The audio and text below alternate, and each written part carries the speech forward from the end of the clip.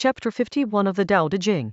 Dao De Jing, the Book of the Way and its power, is about something most of us find nearly impossible, giving completely, without any claim on what you've given. The original classical Chinese, for those who want to hear it.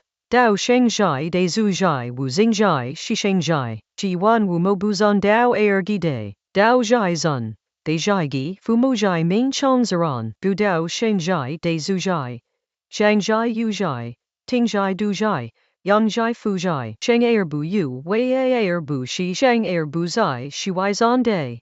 A clean translation. Dao gives birth to things. The virtue or power inherent in all things nourishes them. The material world shapes them. Circumstances bring them to completion. And so all things, without exception, honor Dao and value De, not because they are commanded to. The honor of Dao, the value of De, these arise of themselves, always. So Dao gives birth, De nourishes. It grows them, raises them, ripens them, brings them to fullness, feeds them, shelters them. It gives birth but does not possess. It acts but does not rely on what it has done. It raises but does not rule. This is called profound virtue. Zhǎng De.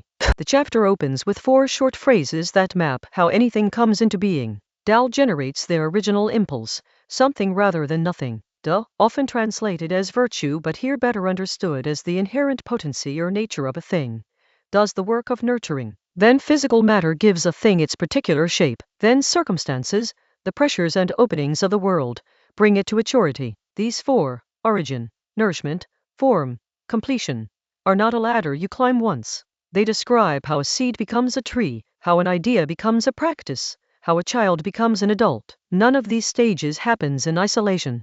Each requires something from outside itself. The passage then makes a quiet observation. All 10,000 things, the Chinese way of saying everything that exists, honor Dao and value De. But notice what it does not say. It does not say they obey Dao, or serve De, or owe a debt to either. It says they honor them, and then it adds the essential detail. No one commands this. It is zìrán, self-so, natural, happening of itself. This is worth pausing on. The text is pointing at something that functions entirely without authority. Dao does not issue orders. De does not demand recognition. The honor given to them arises the way a sunflower turns toward light, not because the sun requires it, but because that is the nature of things. The second half of the chapter repeats the pattern of Dao, and De moving through every stage of a thing's life. Born, nourished, grown, raised, ripened, brought to fullness, fed, sheltered. The list is deliberate in its completeness. There is no phase of existence that Dao and De abandon. And yet, and here is the pivot, they do not possess what they have made. They do not cash in on what they have done. They do not rule over what they have raised. The 3 lines at the end form a precise triad. To give birth but not to possess. You do not own what came from you. To act but not rely on it. You do not use your effort as collateral, as something the world owes you for. To raise but not rule.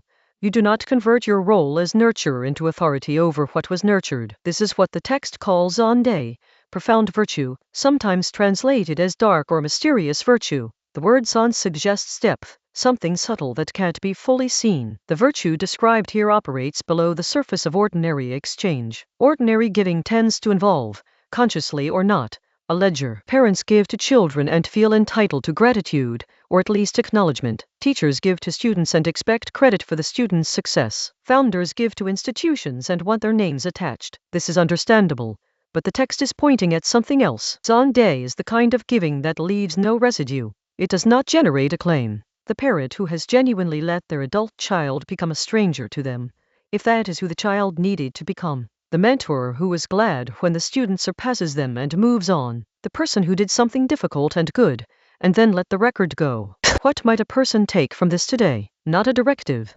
The text is not telling you to give without expecting anything in return as a moral improvement project. It is describing something more like a natural law, the way Dao actually operates, and inviting you to notice where your own giving differs from that. Most of us, if we look honestly, do accumulate, not necessarily money or status. We'd accumulate credit. We keep track of what we have done for people, what we have built, what we have sacrificed. And we carry a quiet expectation that the world will, at some point, recognize this. That ledger is real. It shapes how we feel when recognition doesn't come, when something we made outgrows us, when someone we help doesn't need us anymore. The chapter isn't saying that ledger keeping is evil. It is saying there is another mode, one that does not leave you diminished by the indifference of what you made, because if you never possessed it, it cannot be taken from you. This is a passage that tends to mean more at different points in life. The first time you read it, it can seem like idealism. Later, when you have actually made something,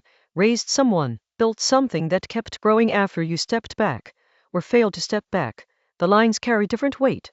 Profound virtue asks nothing of what it brought into being. The next chapter is 52.